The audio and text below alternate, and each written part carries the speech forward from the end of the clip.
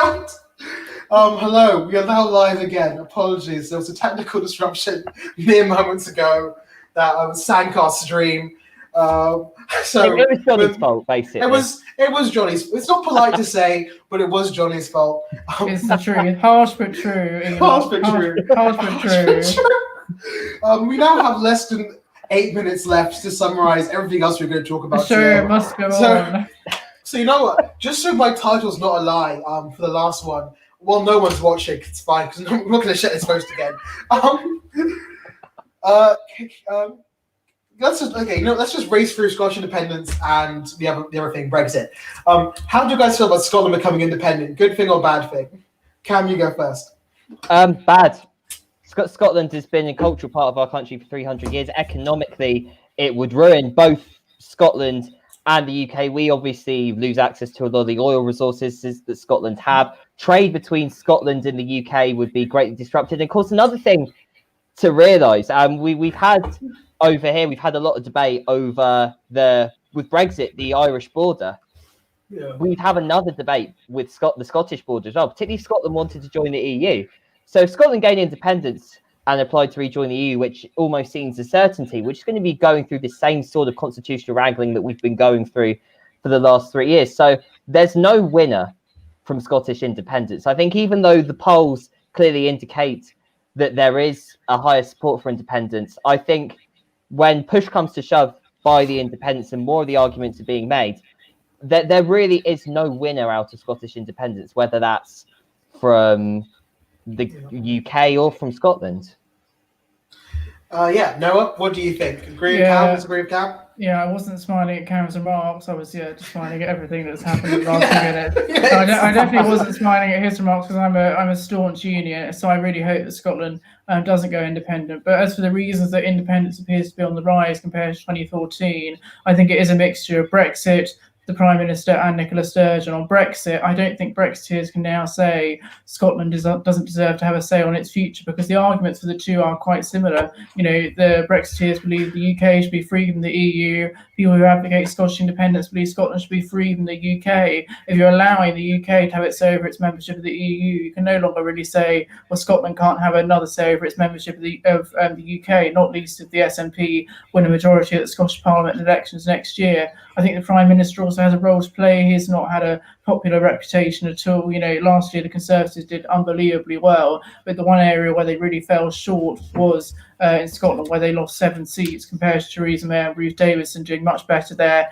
in 2017. So I think Boris Johnson is deeply unpopular there. So I'm sure his image, while, you know, the SNP would always portray any Conservative as a bad figure, I think Boris Johnson, or Alexander Johnson as his actual name is, won't have helped the case for unionism. And finally, I think Nicola Sturgeon too. You know, I'm a staunch unionist, but even I can't deny she's an effective political operator before COVID, not least throughout the pandemic. The situation in Scotland has been terrible, but simply by doing a daily press conference and looking far more confident than the UK government, basically having better PR, she has been able to get away with the atrocity of failures from the Scottish government across Scotland. The whole UK has been hugely affected by the pandemic negatively, but it's the SNP's almost canny ability, A, to make anything about independence, and B, just to act as sort of smoother, more competent operators that's allowed the Scottish independence cause to really, be fueled and get the traction that I really hope it doesn't get.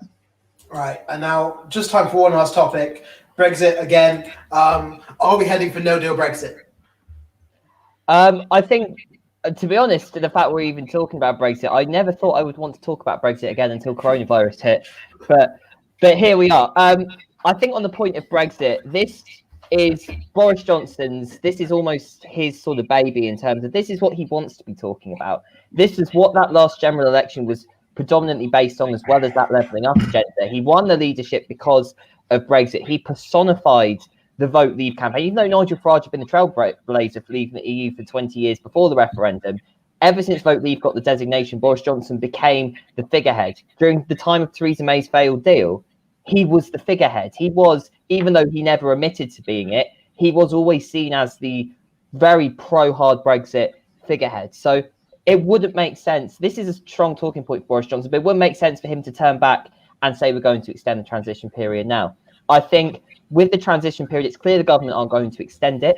So what I think there has to be is there still has to be some form of talk. They say a deal can't be done beyond November time. Obviously, they've got to go through the ratification process. But the EU very famously worked to the last minute. We saw when we had that 31st of October deadline last year, the deal, I believe, was agreed on the 16th, 17th, and then presented to Parliament. And the only thing that stopped it going through Parliament was when the government pulled the bill on the programme motion.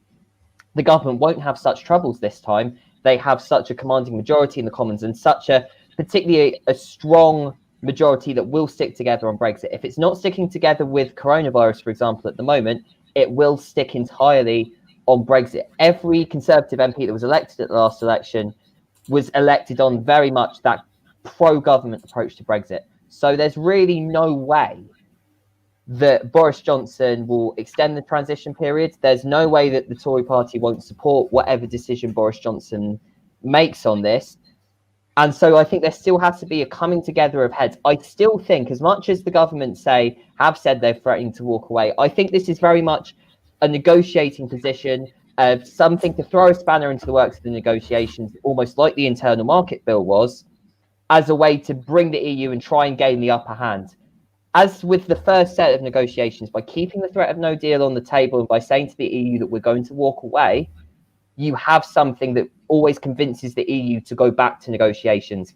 I think the government, want a deal. I think this is just a tactic by the government to get the EU to come back, try and be more favourable. I think the dividing line certainly at the moment is still state aid, it's still fishing. And I think, like we had with the Irish border, I think the only chance we're going to get a solution is there's a real coming together of heads at the last minute, which I think both sides, they want a deal and they will have that. They'll have that epiphany. But for now, the government's not going back on the transition period. And so I think we have to accept that no deal could be a possibility, but people want a deal. And the government, I think, are trying to push harder for the EU to agree to a deal more on their terms. Yeah, I wish we had time to dig into that properly because we had such a great conversation. I'm sorry, no, it's not even your fault. It's just the structure of today's show. It's you talked fine. Noah, I'm going to come to you. You have less than 30 seconds to explain your position on Brexit. Yeah, the opportunity to extend the transition period ended on the 1st of July. It's all part of a negotiation tactic at the 11th hour. The government might still want a deal, but it's strange they're not even admitting now it's leaving without a deal because they're calling it now an Australian deal. And I love Australia. It's a place I'd love to visit, maybe even emigrate to. But they're probably using that as a way to recognise, the consequences that are going to face the country. And when there is this economic damage on the 1st of January, they'll just blame it as a result of COVID. Yes. That was Brexit in 30 seconds. Thank you so much, Noah.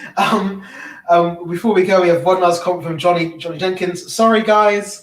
It's fine. We forgive you for taking this time. Johnny always complains to me for being bad at technology, but I think today we've leveled it up today, Johnny. Definitely. Yeah.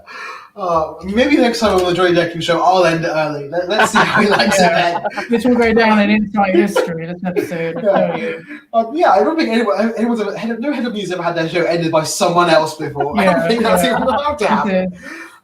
Now in the record books in the archives. Yeah. It is the faults of not being in the studio. I don't know if this gets the viewership up through just the calamity. Stay out the studio, Enoch. True. Yeah, this is what we need. Constant disaster. Well, to all the two people still watching the show, if you like what you're seeing, join the Raw News group and come along to Insight. Come along to the news shows. It's a great time. Also, join Raw in general and take part in all the great stuff Raw has to offer. It's Black History Month week here at Raw, so we're going to be doing a series of specials that will be dedicated to Black history. We're doing actually a special news report on Black activism on campus, which should be released this Thursday. So please keep right out for that. But I want to say thank you everyone for watching. Thank you to Cam, Noah, and Johnny, even Johnny, for coming on the show today. It's been wonderful to have you all. Have a good week. Thanks for watching. Yeah, dig God.